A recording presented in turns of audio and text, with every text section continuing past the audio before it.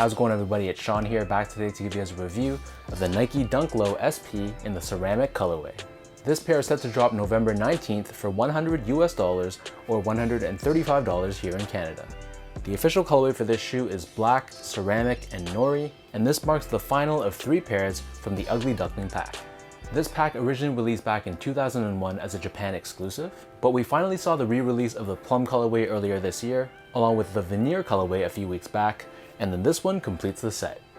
So of the 3 colorways in the pack, I definitely like the plum one the most, and then between the veneers and the ceramics, I'm kind of torn. I think both of them honestly are pretty ugly, and while the color combination on the veneers in my opinion is a bit uglier than these guys, I'm just totally not in love with the combination of orange and green. Regardless though, diving straight into this shoe, so the upper of the sneaker is constructed for the most part out of suede. The toe box is covered in this black colored suede. We have these perforations found throughout. And then surrounding the outer edge of the toe box, here we have this orange colored suede. The quality of the suede is actually pretty nice in hand. It has a nice softness to it, and I had no complaints about this.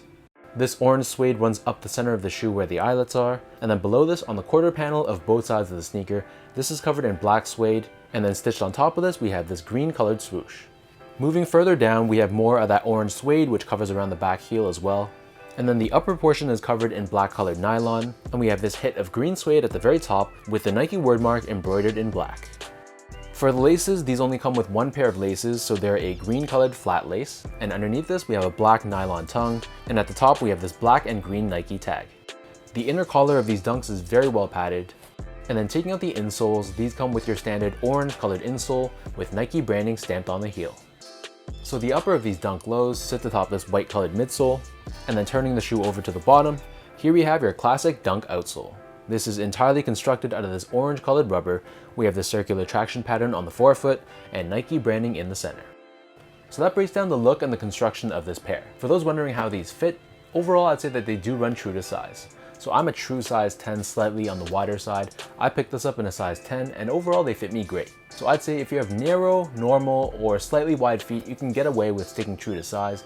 Unless you have really wide feet, then you might want to consider going up a half size. But I'd say for the most part, you'll have no issues sticking with your normal dunk size. If you're unsure what your feet size is, be sure to check out feetlot.com, where you can input your sizing based on shoes you already own to churn out a size recommendation for the shoes you're looking to get. Next up, talking about the comfort. Overall, nothing too special. The Dunk in general is a pretty stiff feeling shoe on foot. There's pretty much no technology within the sneaker, so it's going to feel very flat, very low to the ground, and there's not much from a softness and step-in comfort perspective. With that said though, this is going to be fine for just everyday casual use, and I'm sure that's what most of us are wearing these shoes for. Last but not least, quickly touching upon the quality and the craftsmanship on this pair.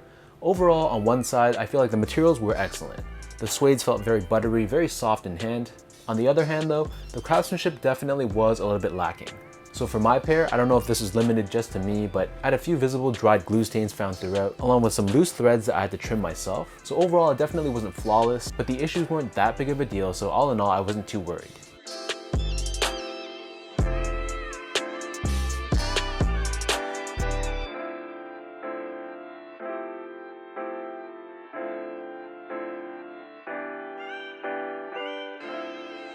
With all that out of the way now, let's lace up these ceramic Dunk Lows, and I'll show you guys how these look on feet.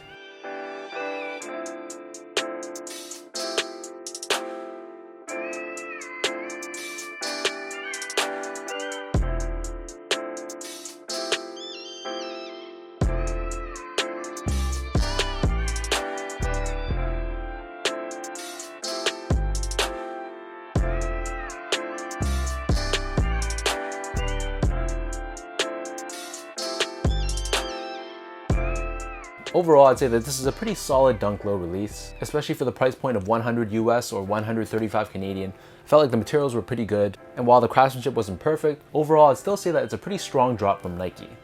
With that said though, I'm still not totally in love with this colorway, so for me at least, this is not a must-have in my collection. But at the end of the day, it just comes down to personal preference. I know some people that prefer this colorway more so than the veneers and the plums, whereas some people prefer the veneers over these two. So there's no right or wrong answer, just your personal opinion.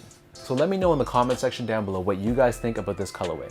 Is this a must cop or a drop for you guys? And if you do strike out on these for retail, is this a pair that you're going to be paying resale prices for, or is it strictly a retail or bust release? If you guys enjoyed this video, be sure to like, comment, and subscribe. Give me a follow on Instagram at esco8.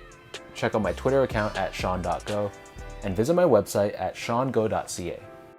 So until next time, thanks so much for tuning in. Hopefully you guys enjoyed watching this video, and I'll catch you guys all in my next review.